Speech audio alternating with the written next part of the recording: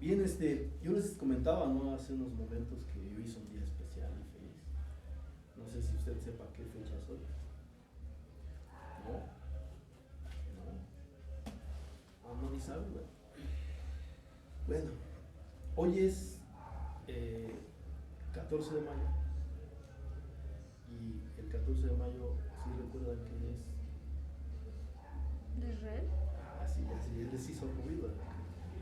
Estoy feliz porque el Señor me ha permitido el día de hoy pues predicar en este lugar y que haya coincidido pues el día de los 75 años de la independencia de Israel con este domingo. Para mí es muy importante. Estoy muy contento de poder ministrar en este día y poder hablar un poco de este tema y pues también por todas las noticias que hay, o sea, entre ellas que mi mamá pues el Señor ha respondido a nuestra oración y ella ha tenido pues ha sido tocada por el Señor porque dice, voy a ir a dar mi testimonio y eso me llena de felicidad, o sea, tanto porque le está regresando la salud, tanto porque la está tocando y yo sé que pronto pues va a rendirse a los pies de Cristo, ¿no? Y bueno, quisiera repasar un poco lo que habíamos visto la semana pasada del misterio de la iniquidad que dice en la carta a los tesalonicenses. Quisiera que abriera ahí su Biblia, por favor.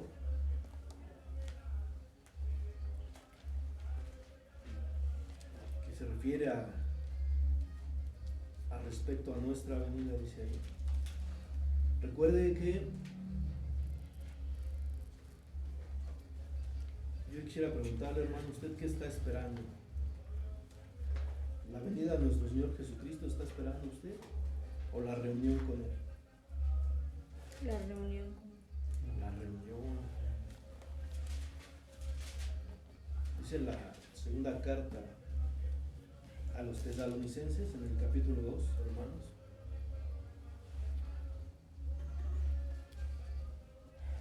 Como título tiene ahí manifestación del hombre de pecado. Y hace 8 días veíamos del versículo 2, del capítulo 2 de segunda carta a Tesalonicenses.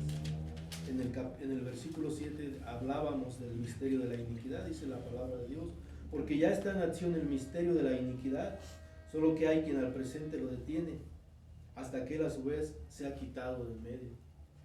Y este misterio de la iniquidad hablábamos que se encuentra en las canciones, se encuentra en las películas, un adoctrinamiento que cada vez ha cobrado más fuerza y ahora está muy fuerte en este sentido con los movimientos LGTB, ¿sí? que pasaron de que pidieron tolerancia a ser aceptados y ahora han pasado a imponer una ideología de género. Se han metido a las escuelas ya tienen libros donde a los niños les van a enseñar y los van a adoctrinar para que crean a la mentira, que están preparando el camino para ser perverso, el anticristo. Dice, ya está en acción el misterio de la iniquidad. En el 8 dice, entonces se manifestará aquel inicuo a quien el Señor matará con el espíritu de su boca. Tiene que haber la manifestación. Esta es una carta donde le habla a los tesalonicenses de lo que ha de suceder.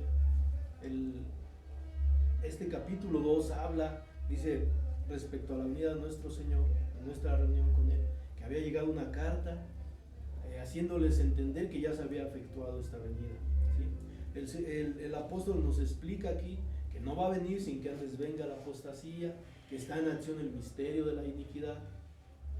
Y esta acción del misterio de la iniquidad, obviamente, está tomando el control cada vez más de las personas que no creen a la palabra de Dios. Y como les decía, a nuestros niños los están adoctrinando. Es lamentable ver cómo se ha infiltrado en las escuelas ya este misterio de la iniquidad. Y no solo está ahí, está en todos lados. Yo recuerdo, hace 6 años yo iba a predicar a los grupos de AA, y cuando se llegó el momento de tocar la cuestión acerca de la homosexualidad, porque ahí en algunos grupos toleran esto, yo les preguntaba su sentir acerca de estos movimientos LGTB. Y Muchos decían que estaba bien, que mientras no les afectara a ellos no pasaba nada. Otros decían que pues era amor a final de cuentas, ¿no? Y así opiniones diferentes, pero opiniones basadas en las corrientes de este mundo. Ninguna opinión analizada bajo, sobre todo lo más importante, bajo la Biblia, bajo la palabra, ¿no? La palabra condena ese pecado de la homosexualidad. Y no quiero ser no quiero que se entienda que somos como que nada más nos fijamos en ello. No, la Biblia condena la homosexualidad, el adulterio, la fornicación, los chismes, la disensión, la herejía, ¿sí? No, o sea, el pecado es pecado, pero cuando toca denunciar acerca de la homosexualidad, toca denunciar, ¿sí? No quiere decir que el pueblo evangélico tenga algo contra estas personas que tienen este tipo de pecado. No, cuando nos afecta es cuando ya nos quieren imponer una forma de pensar. Cuando nos preocupa, cuando el Estado se está alineando con este tipo de sectas, porque ya es una secta. Secta es aquella que si no piensas como ellos piensan y te quieren imponer, ¿sí? Porque no vemos a los adúlteros. No es que tengamos algo contra las personas que son homosexuales, porque no vemos a los adúlteros tratando de imponer el adulterio, de que se regule y sea algo normal, ¿sí? No vemos a los mentirosos o a los que roban tratando de imponerlo como algo normal. A los que vemos es a ellos tratando de imponer algo que no está bien en la vida. Y sobre todo para nosotros, como cristianos, debemos de entender esa parte. Y hablábamos hace 8 días de este misterio de la iniquidad, ¿sí? Hablábamos porque es algo que se ha metido también de pronto dentro de las iglesias, ¿sí? Es lamentable el ver que no hemos tenido a bien el despojarnos muchas veces de la religiosidad con la que llegamos, de la maldad con la que llegamos a las iglesias, y que no tomamos en serio los asuntos de Dios. Y por eso podemos ver a veces la caída de muchas personas dentro de la iglesia, o el alejamiento de estas mismas, ¿sí? Porque esta acción del misterio de la iniquidad aleja a las personas, que es pecado, ¿no? Es pecado, dice ahí, obrar injusticia o gran maldad en el modo de obrar. Ese es uno de los significados de la iniquidad, ¿sí? En el caso ya de lo que se refiere a los asuntos de la palabra de Dios, dice ahí que esta iniquidad está fundada en el desconocimiento y rechazo de las leyes del Señor, ¿no? Como habla en el libro de Romanos, que no teniendo en cuenta a Dios lo sacaron de su vida, ¿sí? Y prefirieron rendirle culto a las criaturas, prefirieron envanecerse, prefirieron acostarse hombre con hombre, mujer con mujer, ¿sí? Y este es el misterio de la iniquidad. Y yo tocaba hace 8 días algo también donde podemos ver este misterio, cómo está entrando. Hablaba yo de un himno de las personas, que es una canción de John Lennon, de Imagine the People. Imagina, se llama Imagine, se imagina. Y esta canción, cuando tú vas a la traducción, dice que imagines que no hay un infierno. ¿Qué pasa si tú imaginas que no hay un infierno? Entonces quiere decir que yo puedo seguir pecando y que no pasa nada, porque no hay un infierno. Y dice, imagina que no hay un cielo. Entonces quiere decir que tampoco debo de buscar el rostro de Dios. ¿Para qué? Imaginar que no hay un cielo me hace imaginar entonces que no hay Dios, ¿no? Ese es parte del misterio de la iniquidad. Estoy hablando de los años 60, donde a través de estos tipos de letras se infiltra en el ser humano el no reconocer que existe Dios. Dice, imagina que no hay fronteras. Y le dan un énfasis a eso, ¿no? Imagina, o sea, enfocarse a que el ser humano debería de vivir en armonía, pero por sus propios medios, no buscando el rostro de Dios, ¿sí? Yo hablaba también, yo cuando fui joven, me gustaba un grupo que se llamaba Nirvana. Este grupo tenía una canción que él cambió la letra, y que su letra dice, Jesus don't want for a zombie. Dice, Jesús no quiere que sea un rayo de luz. Y esta es una alabanza cristiana que usan mucho en las escuelas de Estados Unidos para hacer una coreografía. Que su letra es Jesus want a for zombie, que quiere decir Jesús quiere que sea un rayo de luz. ¿Sí? Pero sin embargo tú lees la letra de este cantante que falleció, no falleció, se suicidó. Dice la letra que Jesús no quiere que sea un rayo de luz y que los rayos de luz no tienen nada que ver con esta persona. ¿Sí? Quitándole completamente, o sea, a mí no me interesa tener un rato con Jesús. Si Él no quiere que yo sea un rayo de luz, pues está bien, yo tampoco quiero serlo. De un lenguaje implícito de decir voy a irme al otro lado, ¿no? Tú oyes sus letras de esta persona y pues son muy depresivas. En otra de sus canciones habla de que dice que él vive debajo de un puente y que los animales que van pasando por el camino son sus amigos, sus mascotas. ¿Sí? O sea, y analicemos qué es vivir debajo de un puente con unos animales. Pues es vivir en un estado de miseria, de condición de calle, alejado de Dios. ¿Sí? Y esas letras impulsan, ¿no? Y eso por analizar algunas. Entonces tocábamos hace 8 días esta parte del misterio de la iniquidad, ¿sí? Y quise dar un repaso muy por encima, porque hay mucho que hablar al respecto. Desgraciadamente el gobierno ya este misterio de la iniquidad ahora está en el gobierno, o siempre lo ha estado, pero ahora está muy alineado, ¿sí? ¿Por qué? Porque quiero retomar un poco lo que les decía de los alcohólicos. Entonces ya cuando ellos expresaron su opinión, y yo les decía, bueno, miren, yo les voy a decir algo. Va a llegar el día en que debajo de la bandera LGTB se va a incrustar la pederastia. Lo van a querer legalizar. Basado en la ideología de la homosexualidad. De que dicen que somos intolerantes y que no entendemos su forma de amar. Yo les ponía un ejemplo en esos días. Bueno, entonces si vamos a hablar de manipular, yo voy a salir y voy a matar a todos los indigentes que me encuentren. Y cuando la sociedad me demanda, oye, estás haciendo mal. ¿Cómo crees? No, yo les digo, no. Es que tú no estás entendiendo mi forma de amar. Yo lo hago porque los amo. Y ¿sabes qué? Como ya no viven, el día de mañana ya no van a tener necesidad de comer. Ya no van a estar sufriendo por alimento, ya no van a pasar frío. Que tú no entiendas mi forma de que yo les demuestro amor a estas personas de la calle, ese es tu problema. Pero tú eres un intolerante, eres un cerrado de mente. ¿Sí? Y así podríamos hablar de muchos otros ejemplos.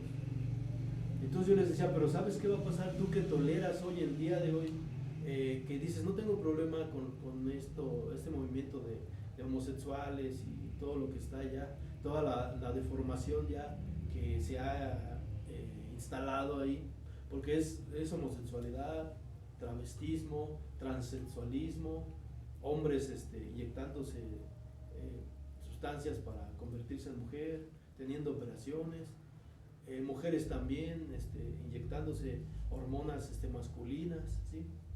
Debajo de todo esto también se ha incrustado personas que se autoperciben como perros o como niñas de 4 o 5 años. O sea, una locura completamente total. Lo más reciente que vi, una persona que se hizo ciega, se autoinmoló, o sea, solita se quitó no sé por qué medio hizo que sus ojos dejaran de funcionar, porque ella se autopercibía como una mujer ciega. La degradación total, el misterio de la iniquidad. ¿Sí? Y entonces ya llegaron ahora los pederastas a meterse debajo de esta secta y a decir que no es que ellos sean pervertidos, sino que no entendemos su forma de amar. Y esa es parte del misterio de la iniquidad. No estoy diciendo que esto que yo estoy diciendo es que esté yo revelando completamente lo que dice este versículo.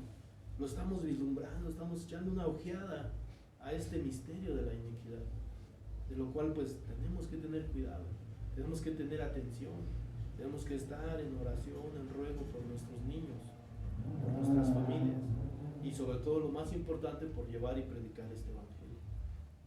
Y ahora se han metido estas personas ahí diciendo que no es que sean pervertidos, sino que ellos no sienten amor por personas de ocedad, sino que el amor lo sienten por niños, por niñas chicas, jóvenes, ¿sí?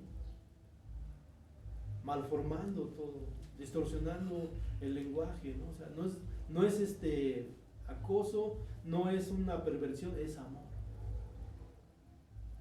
Y yo les decía en aquellos días, ¿qué vas a hacer tú que toleras esto?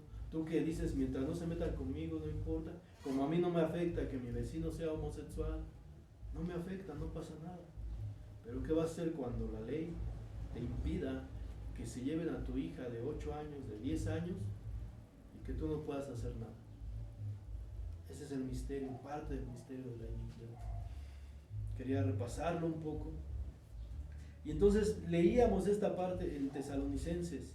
Habla de este misterio de la iniquidad. Les decía yo que esta carta, en este segundo capítulo, el apóstol dice, no se dejen confundir, ya sea por carta, aunque sea que pareciera nuestra. Al parecer había llegado a la iglesia de Tesalónica una carta donde decían que la venida de nuestro Señor ya se había efectuado, ¿sí?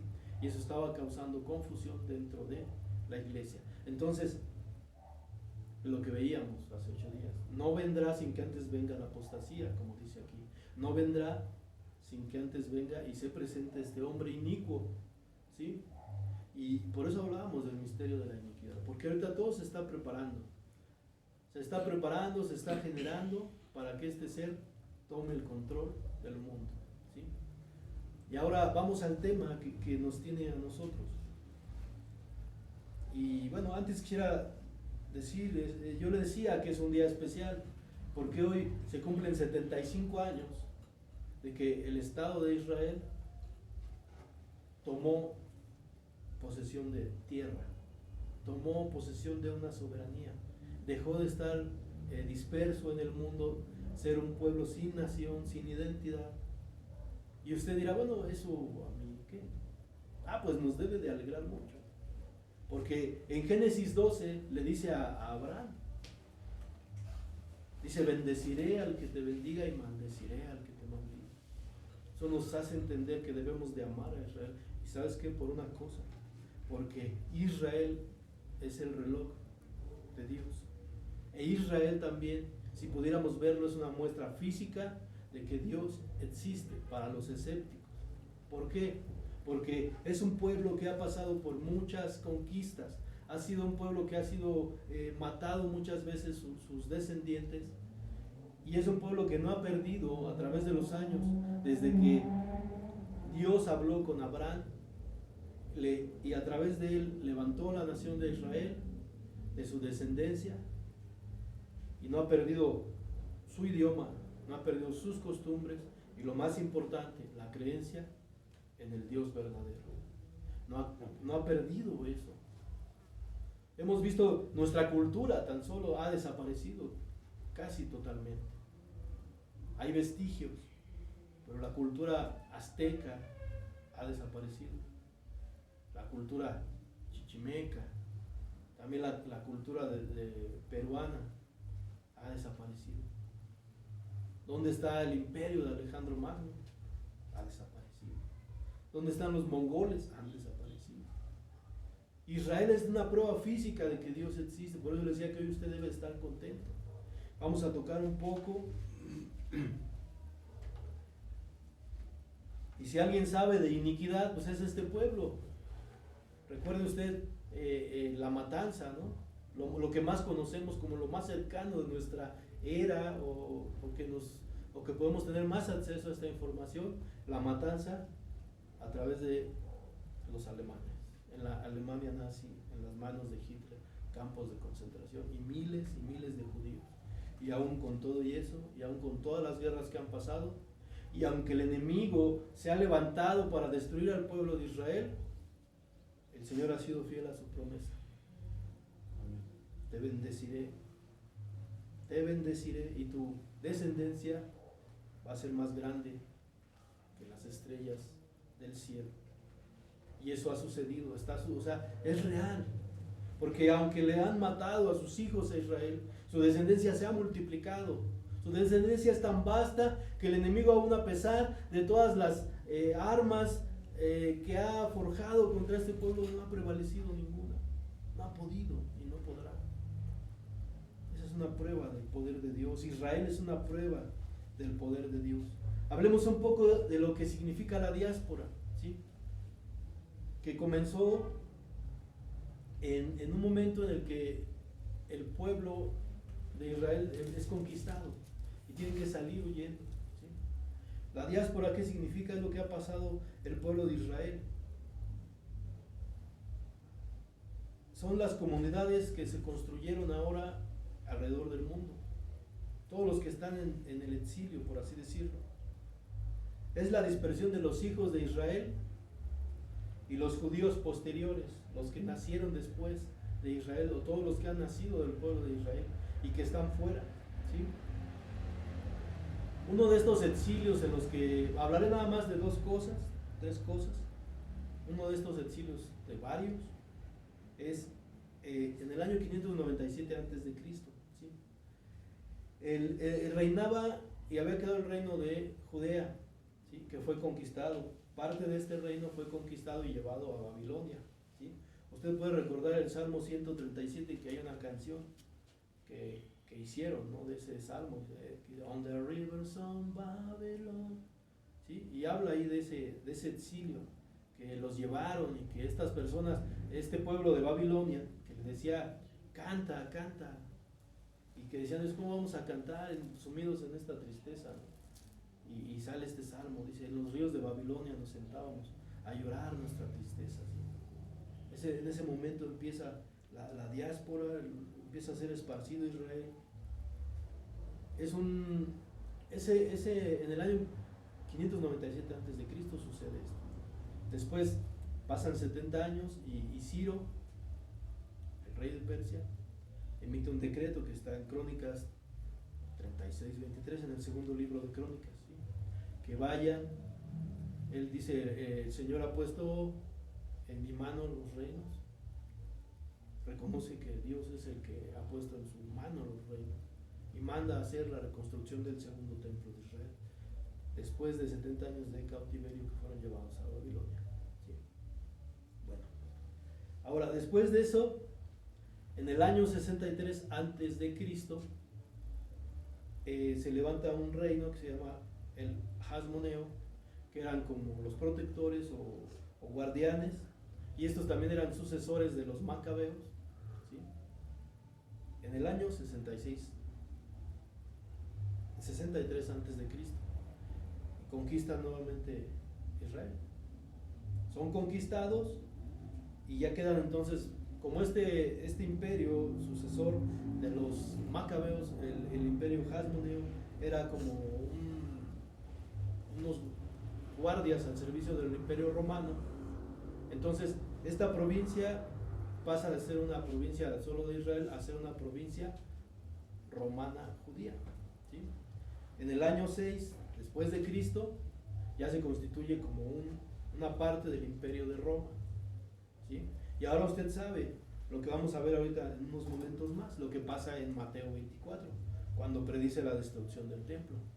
Lo que pasa en Mateo 24, lo que pasa también en el libro de Marcos y Lucas, que esperemos que nos dé tiempo de verlo, que predice la destrucción del templo. Entonces, hasta el año 6 pasa a ser ya completamente parte del imperio romano, una provincia al dominio de Roma, la provincia de Judea, ¿sí?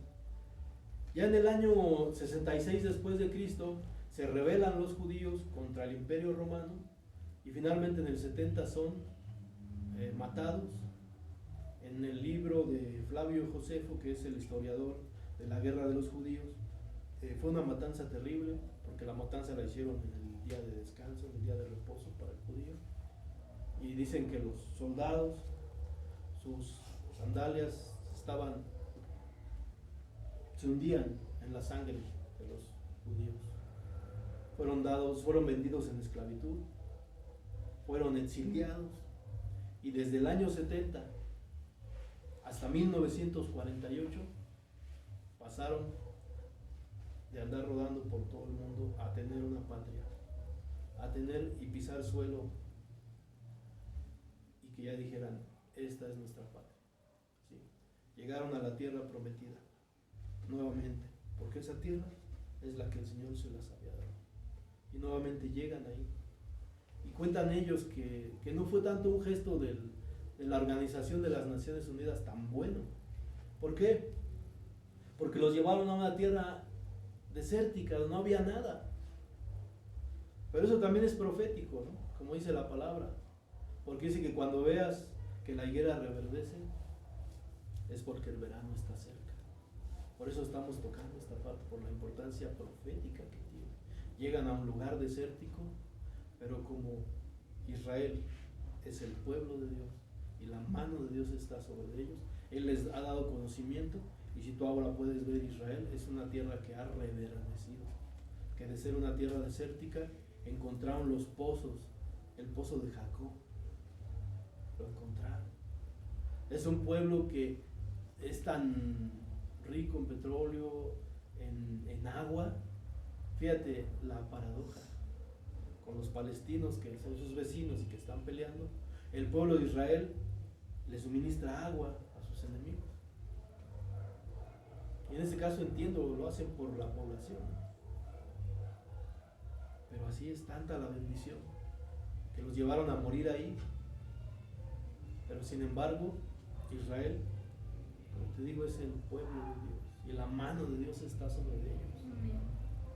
No importa que los hayan llevado a morir, esa era su idea tal vez. Esa era su idea de llevarlos ahí. Pero en 1948 Israel emerge como una nación, empieza a brotar esta parte profética que dice que reverdecería como nación, porque Israel es representado también como una higuera en la Biblia. Dice que cuando vean que la higuera reverdece, en otra parte de la escritura, cuando veas que estas cosas suceden, levanta tu cabeza porque tu redención está cerca. 1878 años estuvo, después del año 70, cuando son expulsados finalmente de Israel. 1878 años pasaron, del año 70 a 1948. ¿Tú te imaginas qué pueblo puede soportar este tipo de adversidad? De vivir en lugares donde no es su patria. Y lo más maravilloso, hablábamos del misterio de la iniquidad. Por conocerlo y por entender que no debemos dejar que nuestros hijos se contaminen con este misterio, por los que amamos. Sin embargo, 1878 años, el pueblo de Israel sale, es esparcido entre las naciones, entre diferentes culturas, entre diferentes ideologías políticas, entre diferentes ideologías religiosas, y los judíos hasta el día de hoy, donde se paren, donde estén, no han perdido su amor por Dios y tampoco han dejado de ser bendecidos, porque donde llegan son prósperos. Eso nos debe de hacer entender y debiera de hacerle entender a las personas que no creen en Dios,